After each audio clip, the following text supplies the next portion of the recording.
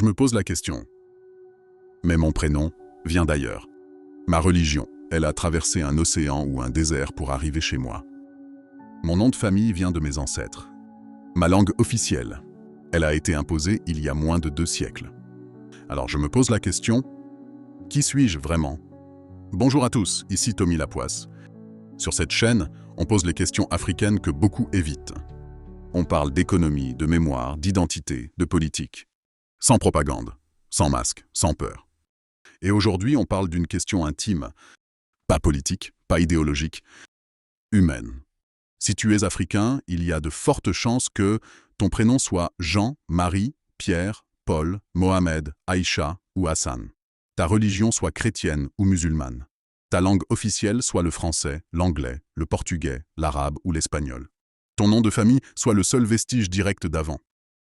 Et pourtant, quand on te demande qui tu es, tu réponds « Africain », sans hésiter. C'est ça, l'énigme de notre identité. Tout en nous semble venir d'ailleurs. Mais notre cœur, lui, sait d'où il vient. L'Afrique n'a pas attendu la colonisation pour rencontrer le monde. 4e siècle. Le royaume d'Aksum, dans l'actuelle Éthiopie, adopte le christianisme comme religion officielle. Il y a presque 1700 ans.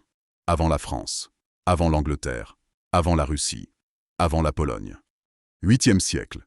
L'islam traverse le Sahara avec les caravanes commerciales. Il s'installe d'abord dans l'empire du Ghana, puis dans l'empire du Mali. 14e siècle. Mansa Moussa, empereur musulman du Mali, fait son pèlerinage à la Mecque. Il distribue tellement d'or sur sa route qu'il déstabilise les économies du Caire, de Médine et de Bagdad pendant plus de 10 ans. Une seule personne, africaine, musulmane. L'homme le plus riche que le monde ait probablement jamais connu. Donc l'islam en Afrique de l'Ouest n'a pas commencé avec la traite arabe. Il a plus de 1000 ans, et le christianisme en Éthiopie est plus vieux que la plupart des pays européens. Mais alors, pourquoi a-t-on parfois l'impression que nos religions ont été inventées hier? Parce qu'il y a eu une deuxième vague, beaucoup plus rapide, beaucoup plus brutale. 19e et 20e siècle. La colonisation européenne arrive avec ses missions, ses écoles, ses bibles, ses interdictions. En quelques décennies seulement, le christianisme se diffuse massivement dans une bonne partie de l'Afrique subsaharienne. Les langues européennes deviennent les langues officielles. Les noms européens deviennent obligatoires sur les actes d'état civil. Les religions traditionnelles sont réprimées, ridiculisées ou cachées. Et puis arrivent les indépendances. Et avec elles, on garde le français, on garde l'anglais, on garde Pierre et Marie. On garde la Bible et le Coran. Pas par soumission, parfois par choix, parfois par nécessité. Parfois parce que 3 générations ont déjà vécu avec. Et c'est ici que la question devient vraiment intéressante. À quel moment quelque chose qu'on a reçu de l'extérieur devient quelque chose qui nous appartient? Parce que le christianisme africain n'est plus le christianisme européen. Regardez les églises évangéliques nigérianes qui envoient aujourd'hui des missionnaires en Europe. L'inverse du sens historique. Regardez le kimbanguisme au Congo, fondé par Simon Kimbangu en 1921. Une religion née sur le sol africain, avec ses propres prophètes, ses propres rites. Regardez le harisme en Côte d'Ivoire, fondé par le prophète William Wade Harris en 1913.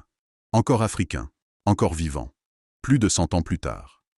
Ces religions parlent de Jésus, oui, mais elles le chantent autrement, elles le prient autrement, elles le vivent autrement. L'islam ouest-africain n'est pas l'islam saoudien non plus. Il a ses confréries, Mourides, Tidjane, Kadiriya. Il a ses marabouts, ses traditions, ses lieux saints.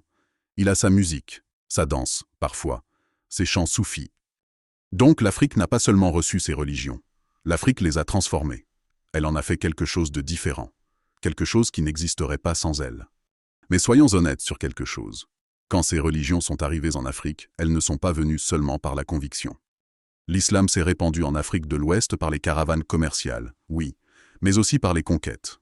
Les djihad peuls du 19e siècle ont converti par l'épée des millions de personnes au Nigeria, au Cameroun, au Mali. Le christianisme s'est répandu par les écoles missionnaires, oui, mais aussi par les codes coloniaux qui interdisaient les religions traditionnelles. Les fétiches étaient brûlés, les chamans emprisonnés, les ancêtres ridiculisés.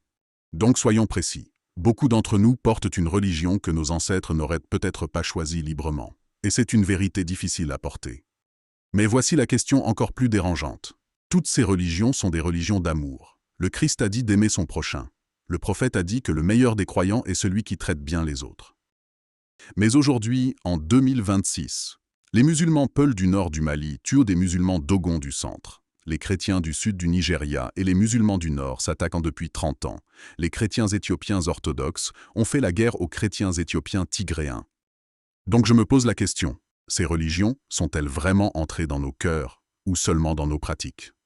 Parce qu'une religion qui touche le cœur ne permet pas de tuer son voisin. Une religion qui touche le cœur n'autorise pas la division entre frères de la même foi. Une religion qui touche le cœur fait l'humanité en commun. Mais nous, on a hérité des religions sans hériter de leur amour profond. On a appris les rites sans intérioriser le message. On a copié les gestes sans absorber le sens. Et c'est peut-être ça, la vraie tragédie de notre identité religieuse africaine. Pas le fait qu'on porte des religions étrangères, mais le fait qu'on en a copié la forme sans en recevoir le cœur. Mais attention, il faut être honnête, parce qu'une voix dans certains milieux panafricanistes nous dit « Revenons à ce qu'on était avant les religions du livre, avant les langues coloniales, avant les frontières. » C'est une question légitime, mais elle bute sur quelque chose de difficile à entendre. Une culture qui ne change pas finit par disparaître. Les cultures vivantes sont des cultures qui absorbent, qui rejettent, qui transforment. Les cultures qui se figent meurent comme des objets de musée. Personne ne demande à un Italien « Avez-vous perdu votre identité parce que vous mangez de la tomate qui est arrivée d'Amérique du Sud au XVIe siècle ?» La tomate est devenue italienne. Personne ne demande à un Japonais « Avez-vous trahi votre culture parce que vous portez des costumes occidentaux ? Le costume est devenu japonais. » Alors pourquoi nous, Africains, on aurait le droit de garder seulement ce qui était là avant l'an 1500 ? C'est une question qui dérange, mais elle mérite d'être posée. Cela dit, je ne dis pas que tout va bien, parce que absorber ce qui vient d'ailleurs, c'est une chose. Oublier ce qu'on était avant, c'en est une autre. Combien d'entre nous connaissent encore les langues de nos grands-parents, les noms originels de nos villages, les contes traditionnels qu'on racontait au coin du feu, les religions ancestrales avant les religions du livre, les techniques agricoles que nos arrière-grands-mères maîtrisaient, les plantes médicinales que les guérisseurs reconnaissaient instantanément? Pour beaucoup d'entre nous, la réponse est de moins en moins. Et là, le problème n'est pas l'arrivée du christianisme ou de l'islam. Le problème, c'est qu'on a parfois ajouté sans préserver. On a empilé sans archiver. On a appris une nouvelle langue sans noter l'ancienne. On a adopté une nouvelle religion sans transmettre les rites d'avant. C'est ça, la perte. Pas l'arrivée du nouveau, l'oubli de l'ancien. Alors, la question n'est peut-être pas « avons-nous perdu notre identité ?» mais plutôt « sommes-nous en train d'en écrire une nouvelle, consciemment ?» Parce que choisir, c'est différent de subir. Garder Pierre et Marie comme prénom, par choix, c'est différent que de les garder par habitude.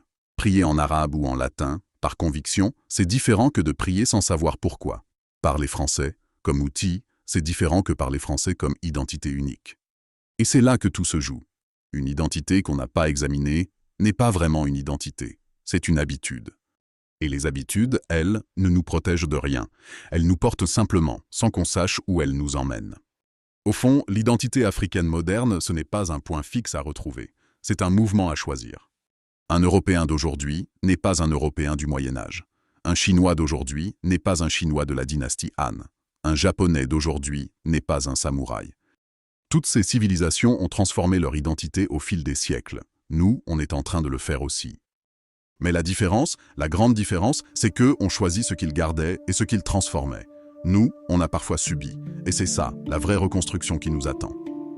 Pas de revenir à un passé fantasmé, mais d'examiner ce qu'on est devenu et de choisir consciemment qui on veut être ensuite. Pas de rejeter ce qui est arrivé de l'extérieur, mais d'arrêter d'oublier ce qui était là avant.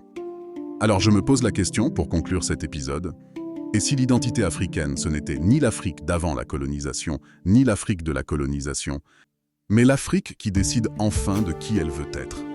Pas par nostalgie, pas par soumission, pas par défaut, par choix conscient. Parce que l'Italie qui mange la tomate n'a pas perdu son identité, elle l'a enrichie. Le Japon qui porte le costume occidental n'a pas trahi sa culture, il l'a élargie. Alors nous, peut-être que notre vraie question, ce n'est pas « qui étions-nous ?», c'est « qui décidons-nous d'être ?» La prochaine fois, on quitte l'identité personnelle pour parler d'une autre forme de souveraineté, l'économique. On parlera d'une monnaie qui a 81 ans cette année, plus vieille que la plupart des pays qui l'utilisent. Imprimée en France, garantie par la France, indexée sur l'euro, le franc CFA. C'était Tommy Lapoisse. La vérité dérange, mais la question libère. À très bientôt.